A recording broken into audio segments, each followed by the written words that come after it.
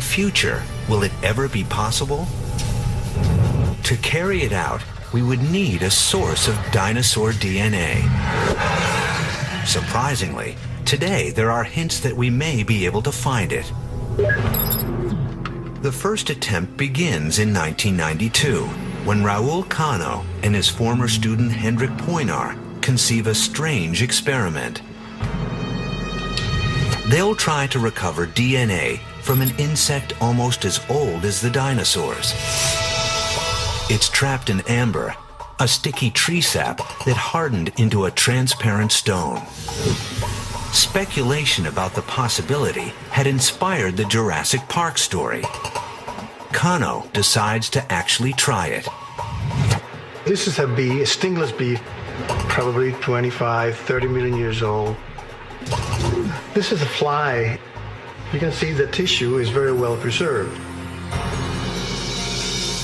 Pictures like this created the possibility of having Jurassic Park because it's possible that some of these organisms may have taken a blood meal from a dinosaur and preserved the DNA of the dinosaur. The idea seems clever, but impossible, until Cano decides to search for ancient DNA with a new technique that can detect the tiniest DNA fragments. They begin by sterilizing the amber.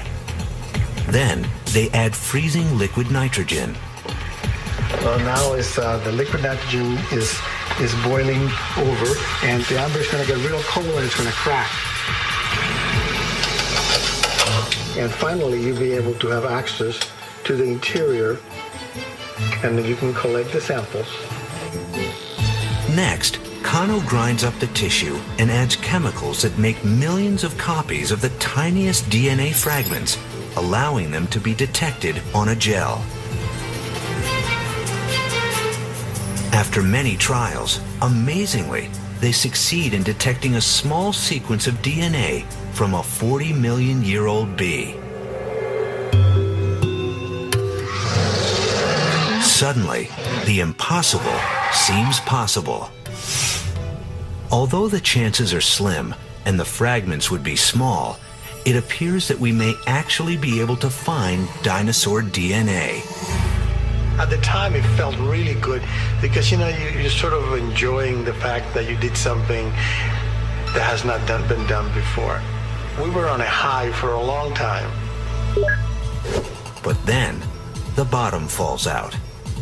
Over the next few years, all attempts to replicate the experiments fail, and the extreme sensitivity of the DNA test leads to suspicion that the recovered tiny fragments were contaminants.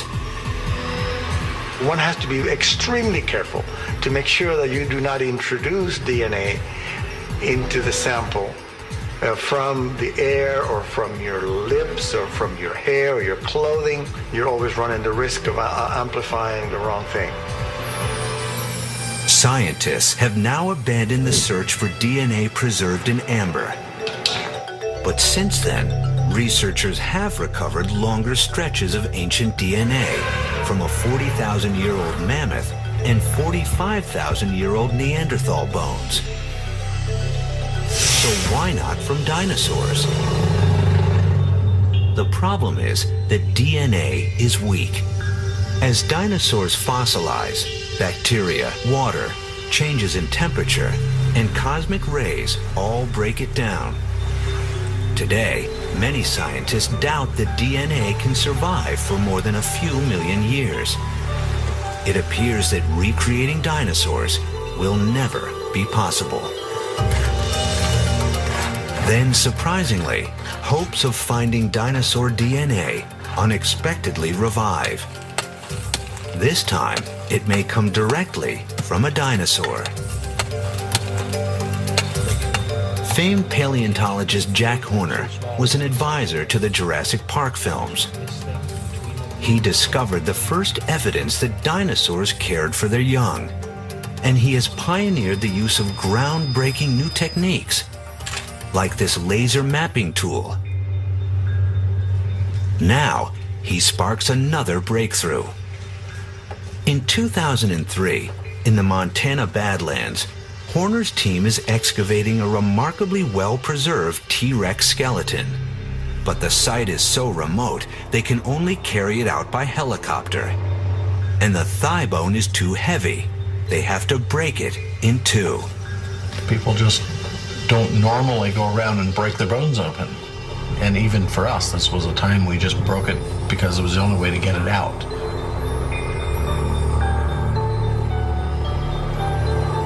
Horner gives a piece of the bone to his former student, paleontologist Mary Schweitzer.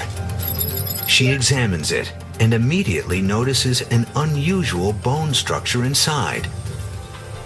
It resembles a distinctive type of bone found only in pregnant birds. Puzzled, she asks her assistant Jennifer Whitmire to do something rarely done before. They place it in an acid solution to dissolve away some of the minerals on the surface. 6 hours later, Whitmire looks again. She ran into the room. She says, "You are not going to believe this." When she picked up a small piece to stop the reaction by putting it in water, it stretched and it sproinged and it moved all over the place. So we knew we had something pretty unusual. It appears to be soft tissue. When they look at neighboring parts of the bone, they're even more surprised. Out popped the blood vessels, and they were pretty incredible. And I said, "I don't believe it. That's not possible. We need to do it again and again." It's one of those just goosebump-inducing scientific moments. That's all I can say. And they don't really happen very often.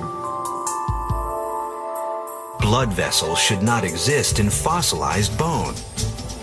Many scientists believe organic molecules can't last more than 100,000 years. Yet Schweitzer's bone is 68 million years old. I think the presence of soft tissues and cells indicates there's a process going on that we didn't have a clue about. So I think it means that we have to kind of rethink the whole chemical process of making a bone turn into a fossil. Now, Schweitzer and Horner begin searching for more soft tissue. Do bones on museum shelves around the world contain dinosaur tissue with protein and perhaps even DNA? Okay, I got it. At Montana State University, they look for another promising bone to sacrifice. Just set it down right here. I just feel really bad that it took a long time and a lot of work to put this thing together. I mean, you can see all the cracks and stuff in it, but now we get to break it apart. Their instrument of choice, a hammer and chisel.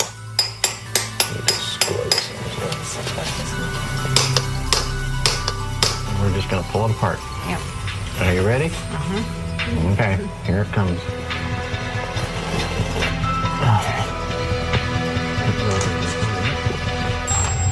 After treatment, these too seem to contain soft tissue. But she still needs to prove it. So she turns to a powerful electron microscope. And now, at 4,000 times magnification, she sees tiny structures preserved in such detail that they are unlikely to be mineralized fossil.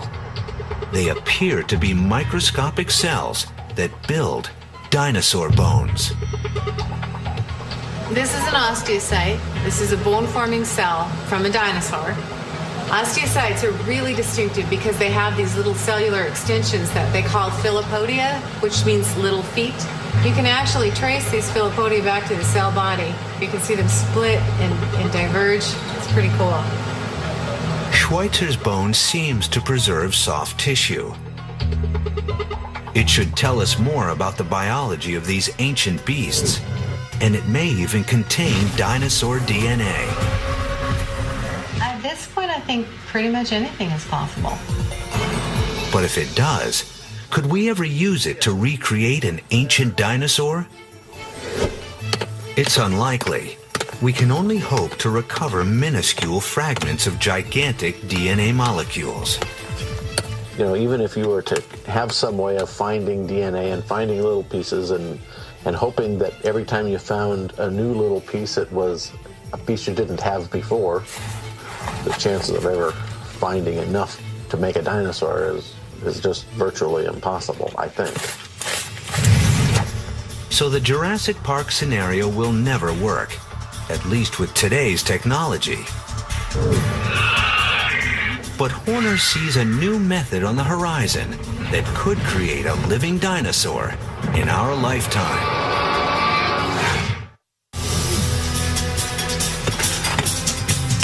Jack Horner realizes we'll never recover enough ancient DNA to make a dinosaur. But now he sees powerful new tools, revolutionary advances in genetics that create a new possibility of making a dinosaur in the flesh. If we want to see a dinosaur in our lifetime, there is the possibility of starting with a bird and working backwards. Basically, retro-engineering a bird using its ancestral DNA and flipping the right switches. We could theoretically turn a bird into a dinosaur. Horner's strange case hinges on settling a long-standing controversy. The claim that dinosaurs have living descendants. Birds. On the face of it, they don't look similar. Some scientists believe that although they evolved from a common ancestor, they're not directly related. But to Horner, the differences fade away on closer examination. In the 1990s, scientists began discovering many dinosaurs in China, buried in a fine ash that preserved unusual detail, such as retractable claws, teeth, and feathers, just like birds. But that's just the beginning. What characterizes a bird? People, instantly say feathers. But, we have dinosaurs that have feathers. So that is not a unique character to birds. They say hollow bones, but the theropod dinosaurs have hollow bones. Oblong eggs. Dinosaurs have oblong eggs. The list just goes on and on and on and on. And virtually every characteristic that we think of as being unique to birds, dinosaurs invented. Most paleontologists now believe that ancient birds descended from the raptors, a class of theropods that includes the velociraptor. Hey, you guy, come here. Come here. But to Horner and some of his colleagues, there is one surefire way to prove that birds evolved from dinosaurs. By demonstrating that scientists can turn back the evolutionary clock and retro-engineer a dinosaur from a bird. It sounds far-fetched, but when you realize how many characteristics they share in common, it sounds pretty easy.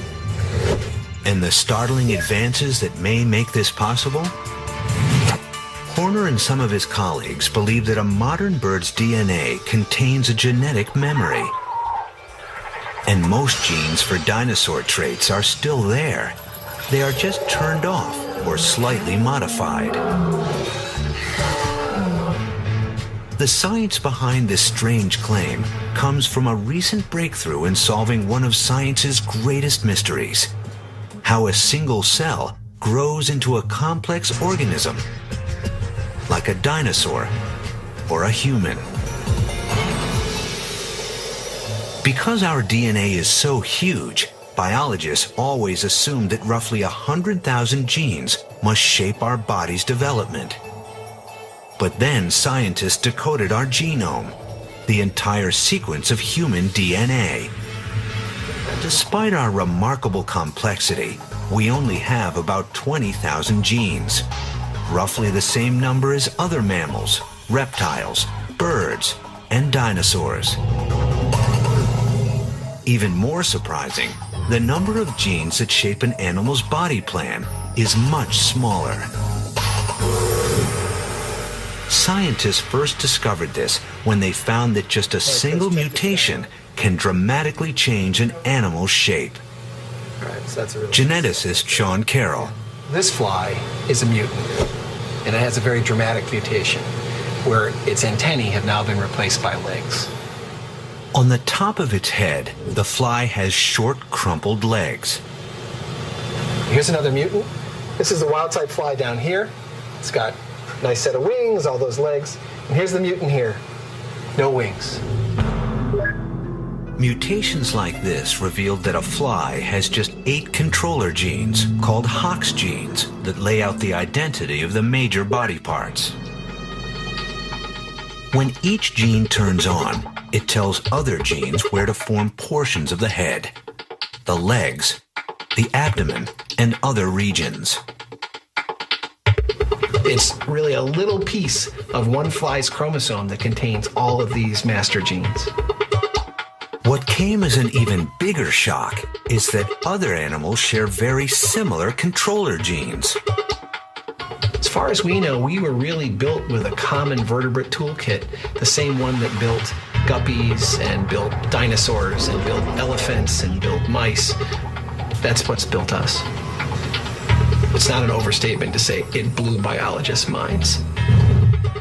All told, just roughly 1,000 genes control the development of the body plans of all vertebrates. So small changes can have big effects. In 1994, Carroll makes a new discovery that shows that closely related species like dinosaurs and birds have even more genes in common. He discovers that the butterfly reuses an ancient bodybuilding gene in a new way. In the caterpillar, the gene tells the body where to form antennae and legs. But as the caterpillar turns into a butterfly, the same gene tells the wing where to make spots. So keep your eye on the green spots. Voila. Each green spot is what's going to be the dead center, the white area of each of these eye spots. And that is the way a lot of evolution happens. It's by very old genes picking up new tricks. Carroll believes we have found a solution to one of evolution's greatest mysteries: how new features arise. New species often emerge not by evolving new genes, but by using old genes in new ways, by changing when and where their genes turn on and off. These breakthroughs mean that a bird's DNA is much more similar to the DNA of its dinosaur ancestors than we ever thought possible. Really, the inventory of genes in a bird would be very similar to the inventory of genes in a dinosaur. It's just the choreography of the use of those genes during development that has differed. So really, there's tremendous genetic continuity that connects birds to dinosaurs, but it's little differences in decision-making during development that makes the whole difference between, a chicken and a Tyrannosaurus. To Jack Horner, these breakthroughs lead to a stunning revelation. The bird genome is basically a dinosaur genome. So all we have to do is tweak it a little bit, and we should have a dinosaur. Suddenly, the challenge of recreating dinosaurs has become much easier.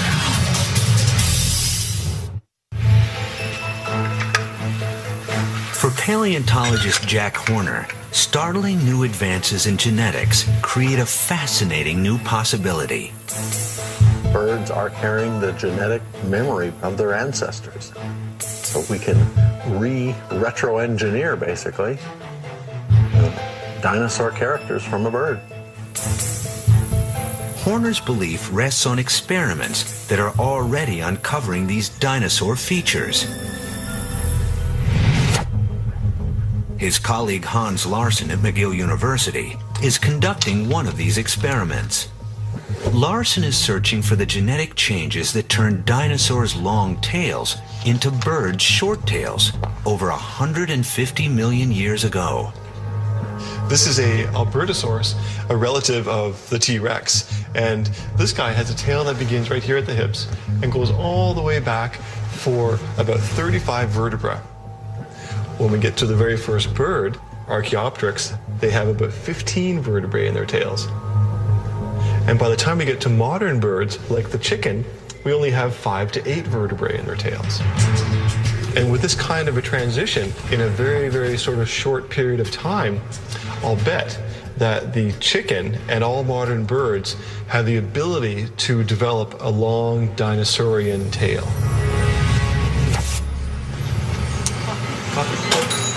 Larson is a new breed of paleontologist at the forefront of a new field. He's helped discover 7 new species, including a giant carnivore in the Arctic. But he's equally at home in the genetics lab and eager to apply molecular techniques to the study of dinosaurs.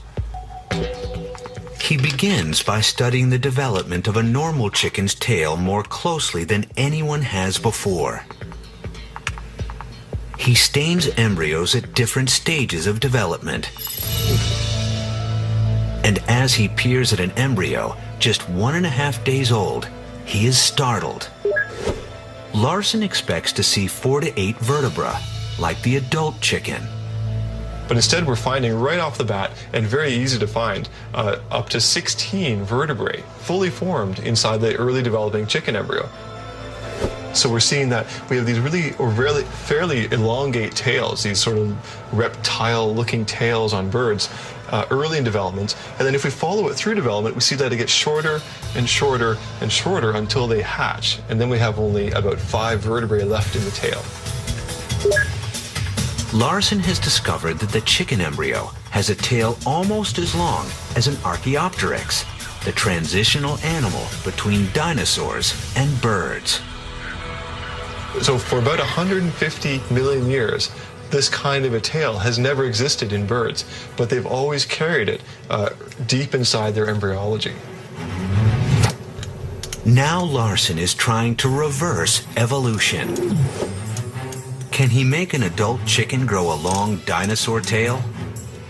He starts with a list of genes he suspects control the tail's growth. He'll see what happens if these genes are kept on longer than usual. Larson implants a bead at the end of the developing tail. It contains the same protein that a gene would manufacture if it stayed active after it normally shuts off. Several days later, he looks to see if the developing tail is longer than normal. One by one, he experiments with different genes. And after several months, he hits the jackpot. Here's what we found. We found that we could extend the tail a little bit longer. So now we have 3 more vertebrae added into the tail. And moreover, I think even more exciting for me, is that the scaffolding that all the vertebrae are developing onto is enlarging as well. Larson suspects that the genetic system for developing a dinosaur tail is intact in modern birds. It just turns off earlier. This tells us what's actually responsible for going from a dinosaur shape to a bird shape. And now we can go straight to the heart of the question. We can go right to the genetics, right to the base pairs of the genome, and see what's changing between these things. Larson is turning back the genetic clock millions of years. I see no reason why we could not develop experimentally a completely dinosaurian-looking tail in a modern bird. The system for developing that is in place. If birds can make dinosaur tails, why not teeth?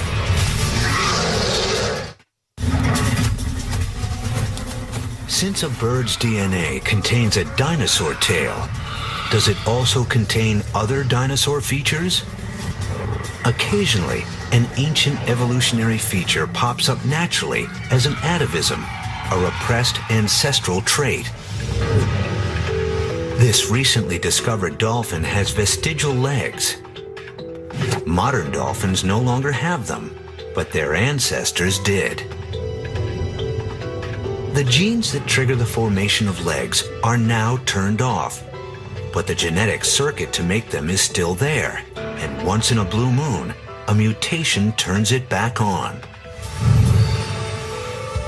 In 2005, Matt Harris and John Fallon at the University of Wisconsin discover a new atavism that links birds to dinosaurs. Late one night, Harris is studying the development of feathers in a strain of mutant chickens. As he peers at an embryo only 14 days old, he notices something strange. Looking at the head, I came across the beak, and there these structures were that were not supposed to be there. They look like teeth. He shows it to Fallon, his advisor, and together they try to make sense of it. We were shocked. When a chicken smiles at you, it's something. But are they really teeth? They peel away the beak to examine the structures more closely and clearly see that they are saber-shaped, just like the teeth of alligators. They even section their structure and compare it with a section of an alligator tooth at the same stage of development. What we see here is that in an embryonic alligator, you have little bumps, which is actually the formation of these embryonic teeth.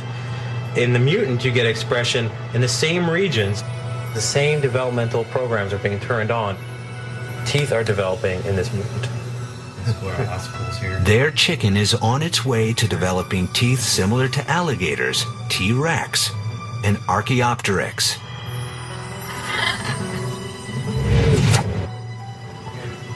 But do all chickens still have this ancient dinosaur circuitry?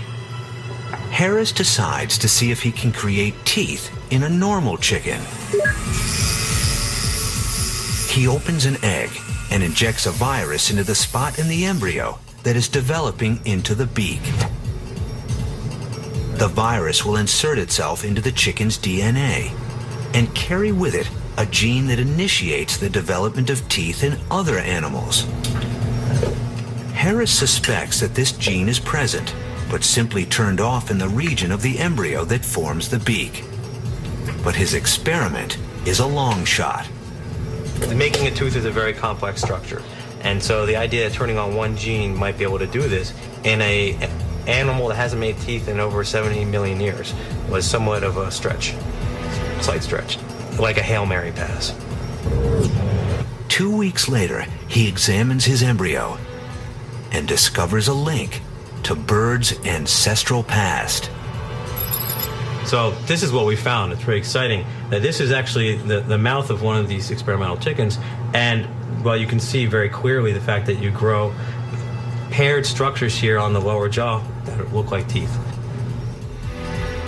It now appears that birds still have the evolutionary memory to make the beginning stages of teeth. A regulating gene that tells the beak to make teeth is no longer activated. And they have the same curved shape as the teeth of dinosaurs. Now researchers are finding other dinosaur traits in the DNA of birds, like scales and hands, that could make the job of recreating a dinosaur even easier.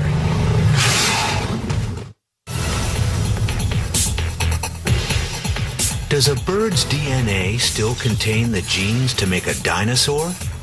What about those long feathers? Surprisingly, new experiments show that genetic engineering could give a bird scaly skin, just like a triceratops or a T-Rex. Matt Harris and John Fallon believe they have stumbled upon the genes that turn dinosaur scales into feathers. The first clue came when they began working with an ancient Chinese breed of chicken called a silky bird. The silky has primitive fluffy feathers, closer to what scientists believe feathered dinosaurs sported. But Fallon and Harris are struck by how this naturally occurring mutant bird is different from other birds. If you look at the normal bird, you can see the scales here, and if you look at the silky breed, what you see is there are feathers. Clearly, birds have the genes to make both. And there is another similarity between scales and feathers. But they are really made of the same protein, which is called keratin, the same as in our fingernails. Harris and others have already discovered that two genes orchestrate the complex development of feathers. On a hunch, he decides to try tricking a chicken's leg into growing feathers by turning on one of the feather-making genes before scales form. He coats the leg of the embryo with the protein that the gene would manufacture. Then he waits. The blue stain reveals the action of the gene in the chicken leg as primitive feathers develop. Harris and Fallon have made rudimentary feathers emerge instead of scales. So the first initial observation was just pure amazement. I went and got John, and he saw that and said, absolutely. There was no question. The researchers are uncovering the precise genetic changes that took place as dinosaur scales evolved into feathers. Their experiments suggest that with modest tinkering, it may be possible to turn back the evolutionary clock and replace a bird's feathers with scaly skin like a dinosaur's. I would think as we learn more that we'll be able to do that.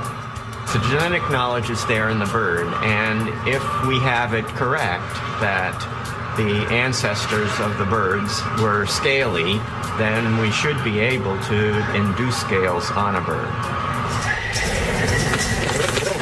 Another difference between dinosaurs and birds seems harder to reconcile. Dinosaurs have hands, while birds have wings. But Hans Larsson has found that they too are genetically similar. Dinosaurs closely related to birds have 3 really elongate fingers in their hands, so 1, 2, and 3. And these fingers are very, very adapted for grasping and snatching prey. If we now compare this to modern birds, we see that they also have 3 fingers in their hand. We might not see this all the time, but here's 1, 2, 3 fingers. But they're highly modified for flight. We now know that we can trace the 3 fingers in the bird hand back to these 3 fingers in the dinosaur hand, both genetically and anatomically. Larsson has little doubt that with more research, we'll be able to transform a bird's wing back into a dinosaur hand. Genetic experiments like these by Larsson, Fallon, and Harris are untangling the evolutionary links between dinosaurs and birds. For most scientists, that's enough. But they also raise an intriguing possibility. If someone were crazy enough to try to create a proto-dinosaur from a bird, could they ever succeed? The possibility rests on the tremendous rate at which we are sequencing genomes, the full blueprint of an animal's DNA. Machines called sequencers are decoding the entire DNA map. We're even decoding individual genes. And we've not just decoded the human genome, but also horses, cats, dogs, mice, and the chicken. To make a dinosaur, Jack Horner would start with the genome of an emu. Emus have all the features that we could easily start with in order to make, a velociraptor-sized dinosaur. Big enough, to already have the size. The feathers are very, very similar to the impressions of feathers that we find in China. If you look at the feet, they have scales. They're scaly feet. This is the dinosaur foot. If I was going to make a dinosaur, I'd start with this guy.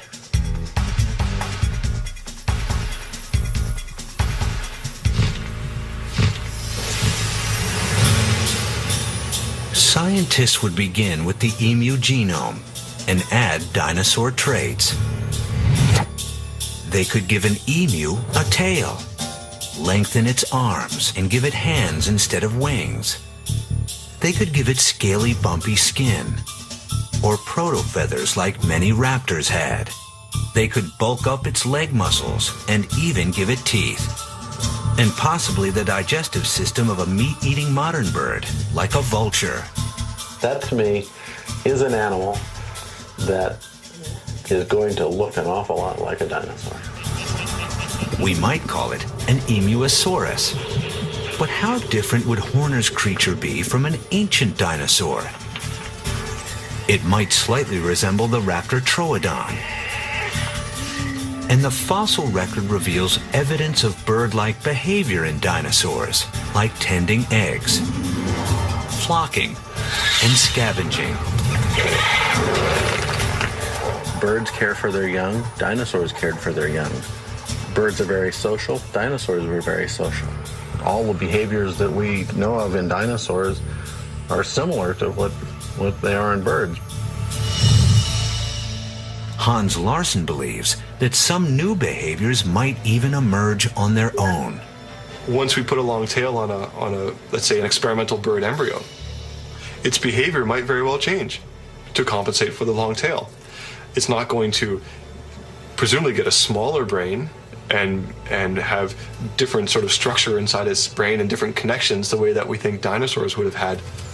But it may alter its behavior ever so slightly just to accommodate its newfound body shape, which in turn might be the same pattern that dinosaurs would have done anyways. And its intelligence? Horner believes that the social complexity and smarts of dinosaurs were no greater than a bird's. If anything, some birds might be smarter. But could we ever truly build an Emuosaurus? And if so, how? If we could create the genes of a proto-dinosaur, could we ever build one as they did in Jurassic Park? Mark Westhuizen knows as much about creating life from DNA as anyone in the world. He and his colleague Dewey Kramer at Texas A&M University have cloned more species than researchers at any other laboratory. He loves these apples. They've cloned white-tailed deer, a black Angus bull, See, just a big baby. and this cat, which now has kittens of her own.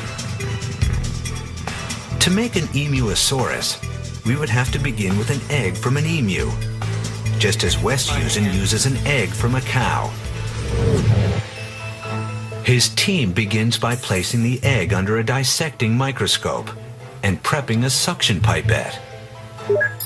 First, we'd have to remove the existing DNA. Next, we'd have to insert the artificial DNA into the emu egg. After that, we'd have a process where we'd actually fuse those two cells together so that we effectively transfer the chromosomes inside the cytoplasm of this egg. And then that egg will basically treat it as if it treats a sperm. We'd have to find just the right mix of chemicals to kickstart the fertilization process. And last, we'd implant the fertilized egg into an emu and hope that it will develop and hatch. But even this is not as easy as it sounds. In just the last 10 years, we've discovered that we need more than DNA to create a living embryo. The egg also contributes vital molecules that latch on to DNA and initiate the complex timing of when genes begin to turn on and off. No one knows if a modern emu egg would provide just the right chemical mix for the genes in ancient DNA to spring to life. Clearly, making a dinosaur from scratch is a huge undertaking, but that doesn't mean it's impossible. If we could come up with viable DNA, which is, again, one of the critical parts to the whole, I think, equation, then I think it's reasonable to assume that we could get the system to work. All the evidence so far suggests that it probably can be done. Our scientists have done things which nobody's ever done before. Yeah, but your scientists were so preoccupied with whether or not they could that they didn't stop to think if they should. Today, no scientist is trying to create a theme park animal as they did in Jurassic Park. They want to understand how evolution works.